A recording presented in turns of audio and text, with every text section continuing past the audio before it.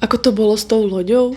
Hlavné je povedať, že to vôbec nebola moja vina. Môj manžel Michal má na starosti všetky lístky a letenky, takže to bola jeho vina. Lístok na trajekt sme mali kúpený z Helsing do Tallinnu na 15:15. Všetko sme si tak vypočítali, aby to cca tak vychádzalo, aby sme pol hodinku pred odchodom lode boli tam v prístave, nech všetko stíhame v pohode. Už po ceste v električke do prístavu Michal pozeral ešte raz tie lístky a všimol si, že tam je napísané, že gate sa zatvára pol hodinu pred odchodom lode, čo už nám teda jasne nevychádzalo. Keď sme vystúpili z električky, hovorili sme si, ešte stále máme dosť času, však nikto nebeží. Potom okolo nás prebehli ľudia bežiaci priamo do haly. Vošli sme do haly v prístave, tam bolo okienko check-in, tak som rýchlo prešla okolo, jednej pani sa spýtala, či potrebujeme check-in, povedala, že nepotrebujeme.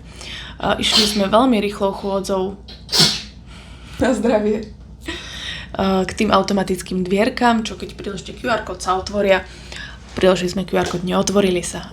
Miško bežal naspäť do toho okienka pre tú pani, aby nám prišla pomôcť.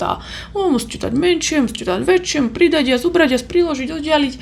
Potom nás to konečne pustilo. Prebehli sme cez dvierka, Michal išiel na eskalátory, ja som bežala do výťahu. Vyšli sme o poschodie, bežali sme tam, už len také malé bočné dvere držal jeden pán v reflexnej veste, prešli sme nenápadne okolo neho a vošli sme našťastie do lode.